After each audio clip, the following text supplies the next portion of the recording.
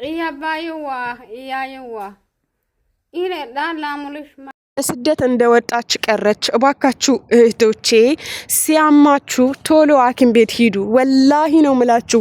አሁን ብዙ ጊዜ ኮንትራት ቤት ያላችሁ እህቶቼ ሐኪም ቤት መሄድ ትችላላችሁ።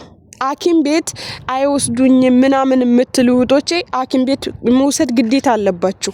ብዙ ጊዜ የኛ ልጆች ማለት ነው ህመማችሁን ደብቃችሁ ነው የምትሰሩት።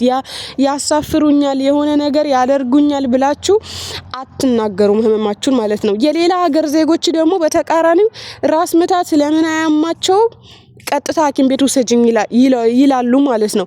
በእርግጥ አሁን ላይ አሰሪዎች ኢቃማ እያሰሩ አይደለም። ቢያሰሩም ባያሰሩም የራሳቸው ጉዳይ ነው። ራሳቸው ናቸው ተጠያቂ። በአራስ ነጥብ ሲያማችሁ ስራ ማቆም አለባችሁ። ወላሂ እውነቴን ነው። ለምን አትሳፈሩም? ሀገራችሁ ላይ ትታከማላችሁ። ለበሽታችሁ ቶሎ መድኃኒት ይገኝለታል ማለት ነው። አሁን እቺ ልጅ መላው ሰውነቷ አባብጦ ማጸኗ አብጦ አይኗ ማየት አቁሞ 2 ወር ሆኗታል። ከሁለት ወር በኋላ ሶሻል ሚዲያ ላይ ወጥቶ እሷን ለማሳከም ብር እየለመኑላት ነበረ። ማዳን አልቻሉም። አረፈች በቤሩት ማለት ነው። ወላሂ ንቁ ባኮች። መቼ ነው የምትነቁት? በብራችሁ። አንዳንዴ ምን ይላሉ? በብሬ ነው ሐኪም ቤት ወስደው የሚያሳክሙኝ ግዴታ ነው ወይ እንዴ? ይሄ ህመምሽ እኮ ግዴታሽ ነው ማሬ። እንዴ አረቦች ላንጂ ህመም ምን አገባቸው? ከወሰዱ ከከፈሉ ኦኬ ደስ ይላል። ግን ከጤናችሁ የሚበልጥ ነገር የለም። ኦኬ ደግሞ ብሉ ጠጡ። ወላሂ ምግብ የሌለበት ቤት አትስሩ ነው። ለመቼ ነው የምትሰሩት? ወይም በቀጥታ ምግብ የለም የምበላው ነገር አስፈልገኛል ብላችሁ ለመዳሞች መጠየቅ አለባችሁ። አሁን እቺ ልጅ እንግዲህ በሽታዋ ምንም አልታወቀም። ማጸኗ አብጧል ተባለ። አይኗ አያይም እንዳያችሁት ብዙ ነገር ደርሶባታል መዳም ቤት ማለት ነው። ሀቂቀተን ነው የምላችሁ። በዚህ ደረጃ ዝም አትበሉ። አንዳንድ እህቶች አሁን ወገቤ ይበላኛል፣ ማጸኔ ይወጋኛል፣ ወደ ታች ጎሮሮዬ ዘግቶኛል በቃ የምትሉ እህቶች አሉ። ለሚያስፈልጋችሁ ነገር በብራችሁም ቢሆን ስደት ላይ አድርጉ። ለምሳሌ ዛሬን መኖር አለባችሁ። ለምሳሌ አሁን እቺ ልጅ ሚሊየንም አልሆናትም። ትንሽ ጊዜ ነው ቤሮ ተሰራችሁ። ሚሊየን ቢኖራት ለሷ ምን ይጠቅማታል? አሁን ምን ይጠቅማታል? ንገሩኝ። ለቤተሰቦቿም አይጠቅምም ሚሊየን። እናንተ ስትኖሩ ነው ሁሉ ነገር መቀጠል የሚችለው።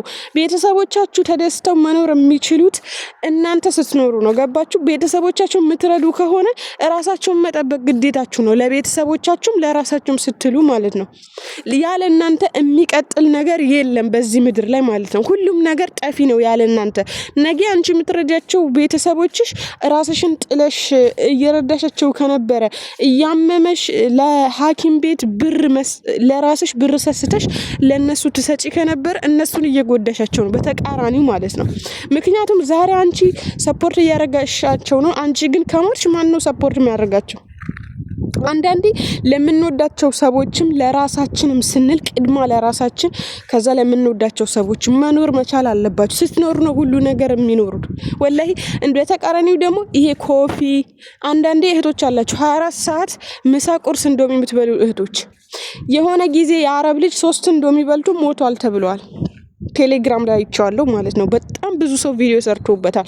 እንዶሚ ኮፊ አትብሉ፣ አትጠጡ። ኮፊ እኔ በፊት በቀን 2 ይጠጣ ነበር። አቆምኩት። እንትን ሲታይ ሐኪሞች ሲመረመሩበት ሆዳችሁ ውስጥ ከሰል ነው የሚሆነው። ለካ ሆዳችሁ ውስጥ ከገባ በኋላ ማለት ነው። ይቅርባችሁ። ገባችሁ? አንዴ ሻይ ካለ ወይም ደግሞ ቱርኪ ቡና ካለ 1 ሲኒ በትንሹ ጠጡ፣ በቂ ነው። ለደም ዝውውር ስለሚጠቅም ነው። ያውም ግዴታ አይደለም። ዋናው ነገር ግን ፉድ የምትበሉት ነገር ነው። ብሉ፣ አስገቡ፣ ብሉ፣ ጠጡ። ወላሂ እንዴ የኛ ልጆች ማለት ነው ወላሂ ደሞዝ እየተሰጣቸው ማለት ነው።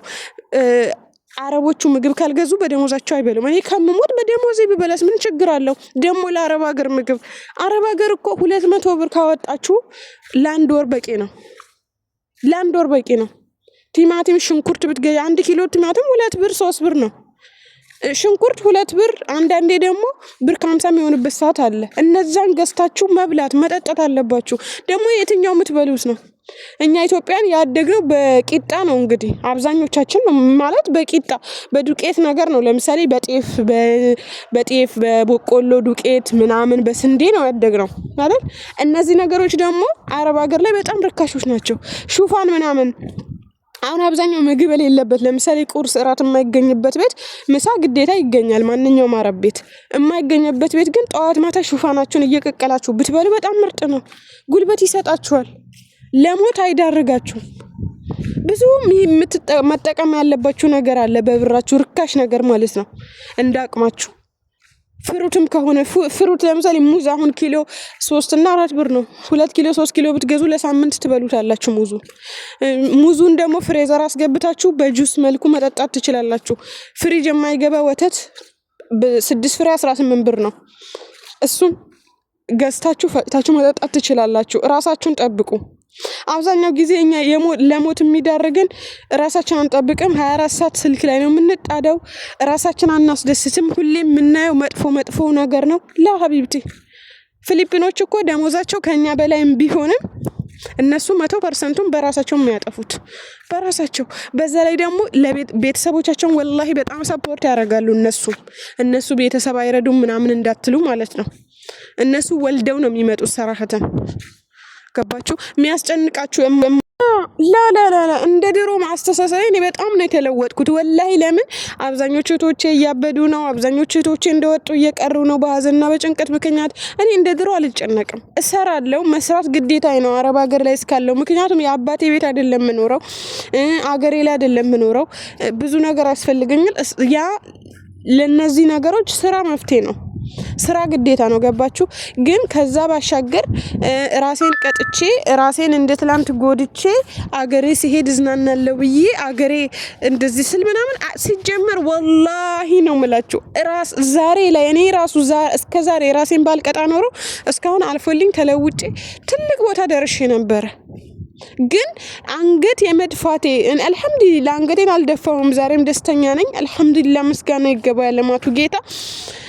ከዚህ በላይ ትልቅ ቦታ ደርስ ነበር ነው የምላችሁ። ገባችሁ? ግን አንዳንዴ ራሳችን እንትን ብለን ዝቅ አርገን ራሳችን እንትን ወደታች እየኮረኮምን የምንኖረው ህይወት ሁሌም ወደታች እየተኮረኮመ ነው እንጂ የሚሄደው ምንም የተሻለ ነገር አይመጣም። እርግጠኛ ሆኜ አይቻለሁ በራሴ ማለት ነው።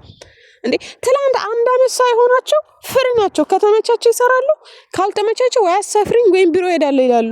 ወላሂ ካልተመቻቸው ከመዳም ቤት ይወጣሉ፣ ውጪ ላይ 1 ወር ይሰራሉ፣ 1 ወር ይቀመጣሉ።